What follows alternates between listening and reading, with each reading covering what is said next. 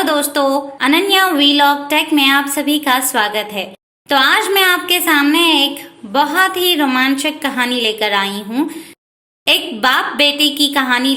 इससे पहले कि हम कहानी शुरू करें, अगर आपने हमारे चैनल को अभी तक सब्सक्राइब नहीं किया है तो अभी सब्सक्राइब करें और बेल आइकॉन जरूर प्रेस करें ताकि हमारी हर नोटिफिकेशन आप तक पहुंचती रहे। तो चलिए दोस्तों, बढ़ते हैं कहानी की तरफ। एक गांव में रतन नाम का एक गरीब आदमी रहता था।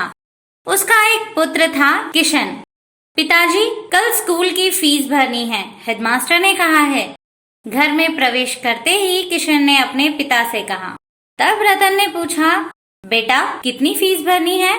किशन ने जवाब दिया, 200 रुपए पिताजी। रतन कुछ देर तक सोचा, फिर बोला, कल स्कूल जाते वक्त ले जाना। दूसरे दिन 200 रुपए लेकर किशन स्कूल के लिए निकल पड़ा। रास्ते में उसका दोस्त सुधीर मिला। क्या तुम्हारे पिता ने रुपये दे दिए? सुधीर ने किशन से पूछा। हाँ, 200 रुपए दिए हैं। और तुम्हारे पिता? हाँ, 250 रुपए मांगते ही दे दिए, सुधीर ने जवाब दिया। सुधीर अपने आप को गर्व सा महसूस कर रहा था। दोस्तों, असली बात यह है कि उन्हें स्कूल में सिर्फ 100 रुपए की फीस जमा करनी थी। सो दोनों ने फीस जमा कर दी।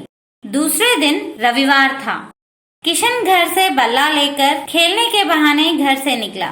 उधर से सुधीर भी आया और दोनों मिलकर पास के शहर जाकर फिल्म देखी और मनपसंद चाट और मिठाइयाँ भी खाई।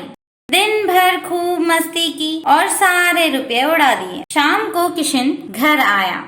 घर में कदम रखते ही अंदर कमरे में कुछ आवाजें आ रही थी। वह खिड़की से अंदर झांक कर देखा तो परेशान हो गया। उसके पिता बुखार से तपे पलंग पर पड़े कराह रहे थे। पास ही माँ बैठी थी। माँ ने पिता को डांटते हुए कहा कि कुछ रुपए अपने लिए भी रख लेते। सारे रुपए किशन को दे दिए। अब दवाई के लिए पैसे नहीं हैं। मैं अभी पड़ोसन से 50 रुपए मांग कर दवाई ले आती हूँ। तब रतन ने अपनी पत्नी को रोका और कहा, सिर्फ मामूली सा बुखार है, 2 दिन में ठीक हो जाऊंगा। अगर मैं किशन को रुपये नहीं देता तो उसकी पढ़ाई रुक जाती। दवाई का क्या है, कल देख लेंगे। अब कोई नया कर्जा मत करो। यह देखकर किशन को बहुत तकलीफ हुई। अपनी मौज मस्ती पर खर्च हुए 100 रुपए की कीमत इतनी अधिक हो सकती है, यह जानकर उसकी आंखों में पानी आ गया।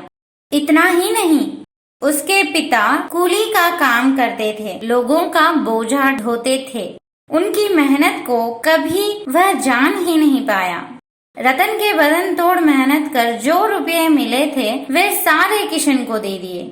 अब किशन से रहा नहीं गया। वह दौड़ते हुए अंदर गया और रोते हुए अपने पिताजी के गले लग गया और रोते हुए सारी सच्चाई बता दी। अपने बेटे को रोता देख माँ बाप का दिल पिघल गया।